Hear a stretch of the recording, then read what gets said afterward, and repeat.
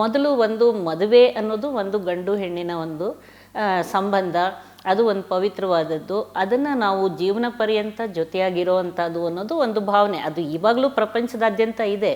ಅದರ ಜೊತೆಗೇನೆ ನಾವು ಪ್ಯಾರಲಲಿ ಏನಾಗಿದೆ ಇವಾಗ ಒಂದು ಲಿವ್ ಇನ್ ರಿಲೇಷನ್ಶಿಪ್ ಇರ್ಬೋದು, ಫ್ರೆಂಡ್ಶಿಪ್ ಇರ್ಬೋದು, ಅಥವಾ ಜಸ್ಟ್ ಒಂದು ಒನ್ ನೈಟ್ ಸ್ಟ್ಯಾಂಡ್ ಅಂತ, ಒಂದು ಕ್ಯಾಶುವಲ್ ಸೆಕ್ಷುವಲ್ ರಿಲೇಷನ್ಶಿಪ್ ಅಂತ ಇರ್ಬೋದು.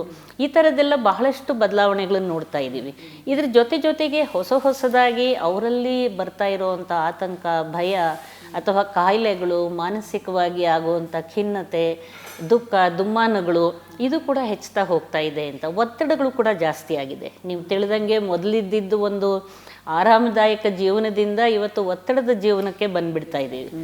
ಅದು ಪಟ್ಟಣದ ಪ್ರದೇಶಗಳಲ್ಲಿ ಅದು ಕೆಲಸ ಮಾಡೋದು, ಇವರು ಕೂಡ ಎಲ್ಲ ಒಂದು ಸ್ತ್ರೀಯರೆಲ್ಲ ಏನಾಗಿದೆ ಅವರ ಒಂದು ಭಾವನೆಗಳು ಇಲ್ಲಿ ಕೂಡ ಬಹಳಷ್ಟು ಬದಲಾವಣೆಗಳಾಗಿದೆ.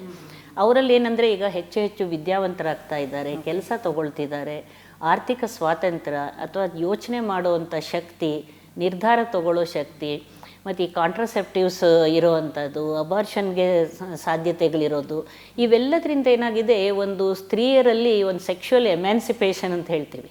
ಅವರಲ್ಲೇ ಒಂದು ರೀತಿಯಾಗಿ ತಮ್ಮನ್ನು ತಾವು ಅರಿತುಕೊಳ್ಳೋದಕ್ಕೆ, ತಮಗೆ ಏನು ಬೇಕು, ತಮ್ಮ ಹಕ್ಕುಗಳೇನು, ನನಗೂ ಕೂಡ ಲೈಂಗಿಕ ಭಾವನೆಗಳು, ವ್ಯಕ್ತಿತ್ವ ಇದೆ, ನನ್ನ ಸಂಗಾತಿ ನನ್ನ ಜೊತೆ ಚೆನ್ನಾಗಿರಬೇಕು, ಅವರ ನಿರೀಕ್ಷೆಗಳು ಕೂಡ ಒಂದಷ್ಟು ಜಾಸ್ತಿ ಆಗ್ತಾ ಇದೆ.